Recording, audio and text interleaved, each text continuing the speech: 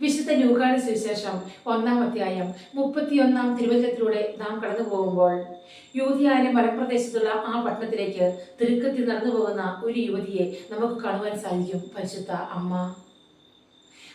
അമ്മ തന്റെ ഇളയമയായ എലിസബത്തിന്റെ അടുത്തേക്ക് പോകുന്നു. എലിസബത്ത് ഗർഭിണിയാണ് എന്നറിഞ്ഞപ്പോൾ അവളെ ശുശ്രൂഷിക്കുവാനായി വളരെ താല്പര്യത്തോടുകൂടി പരിശുദ്ധ അമ്മ അങ്ങോട്ട് കടന്നു ചെല്ലുകയാണ്. പരിശുദ്ധ അമ്മയുടെ സാന്നിധ്യം മനസ്സിലായപ്പോൾ എലിസബത്തിന്റെ ഉദരത്തിൽ ശിശു സന്തോഷം കൊണ്ട് കുതിച്ചു ചാടി.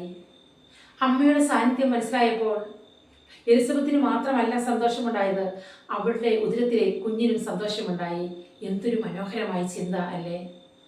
പരിശുദ്ധ അമ്മ ചെല്ലുന്നിടത്തെല്ലാം അവൾ മറ്റുള്ളവർക്ക് സന്തോഷമായി മാറുകയായിരുന്നു, ആനന്ദമായി മാറുകയായിരുന്നു, സമാധാനമായി മാറുകയായിരുന്നു. കാനായിലെ കല്യാണ വിരുന്നിലേക്ക് പരിശുദ്ധ അമ്മ കടന്നു ചെല്ലുമ്പോൾ അവിടെ വേദനയുടെയും അവമാനത്തിന്റെയും ഒരു ഭാരം ആ കുടുംബത്തിനുണ്ടായിരുന്നു. എന്നാൽ അത് മനസ്സിലാക്കിയ പരിശുദ്ധ അമ്മ തൻ്റെ പുത്രനോട് പറഞ്ഞ് അവരുടെ കുറവുകളൊക്കെ നിറവുകളാക്കി മാറ്റുകയാണ്. അങ്ങനെ അവരുടെ വേദനയും അവമാനവും സന്തോഷമായി മാറുന്നു, സമാധാനമായി മാറുന്നു. വീണ്ടും കുരിശിൻ ചുവട്ടിലേക്ക് നാം ചെല്ലുമ്പോൾ നമുക്ക് കാണുവാൻ സാധിക്കും, കുരിശു മരണത്തിനായിട്ട് മരണത്തെ മുഖാമുഖം കണ്ടുകൊണ്ട് യേശു കുരിശിൽ കിടക്കുന്നു. ആ മരണത്തിന്റെ താഴ്വരയിൽ പരിശുദ്ധ അമ്മ അവിടെ ഉണ്ടായിരുന്നു. സമചിത്തതയോടെ പ്രതീക്ഷയോടെ പരിശുദ്ധ അമ്മയുടെ സാന്നിധ്യം പരിശുദ്ധ അമ്മ ആ കുരിശിൻ ചുവട്ടിൽ നിന്നു. അമ്മയുടെ ഈ മനോഭാവം ലോകത്തിന് മുഴുവൻ പ്രതീക്ഷ നൽകുന്ന ഒന്നാണ്. പ്രത്യേകിച്ച് മരണത്തിന്റെ താഴ്വരയിലൂടെ കടന്നു പോകുന്ന ലോക ജനതയ്ക്ക് അമ്മയുടെ ഈ മനോഭാവം, ഈ സാന്നിധ്യം ഏറെ പ്രതീക്ഷ നൽകുന്നു. അപ്പോസ്തല പ്രവർത്തനങ്ങളിലൂടെ നാം കടന്നു പോകുമ്പോൾ നമുക്ക് കാണുവാൻ സാധിക്കും, സ്നേഹന്മാർ ഭയചകിതരായി വിഘടിക്കപ്പെട്ട് ചിതറിക്കപ്പെട്ട ഒരു അവസ്ഥയിൽ ജീവിക്കുന്നു. പരിശുദ്ധ അമ്മ അവരിലേക്ക് കടന്നു ചെന്ന് അവരെയെല്ലാം ഒരുമിച്ച് കൂട്ടി അവർക്ക് പരിശുദ്ധാത്മ ലഭിക്കുന്ന ഒരു സംഭവം വിശുദ്ധ ഗ്രന്ഥത്തിൽ നാം കാണുന്നുണ്ട്.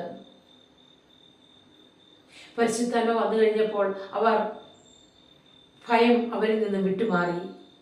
അവർ ആനന്ദമുള്ളവരായി തീർന്നു, സന്തോഷമുള്ളവരായി തീർന്നു, സമാധാനമുള്ളവരായി തീർന്നു.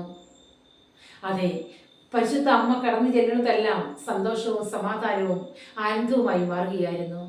സ്നേഹമുള്ളവരെ, ഇന്ന് നമ്മുടെയൊക്കെ ജീവിതത്തിലേക്ക് തിരിഞ്ഞു നോക്കുമ്പോൾ നമ്മുടെ വാക്ക്, പ്രവൃത്തി, സാന്നിധ്യം, കർമ്മമണ്ഡലം എന്താണ് മറ്റുള്ളവർക്ക് നമുക്ക് നൽകാൻ സാധിക്കുന്നത്?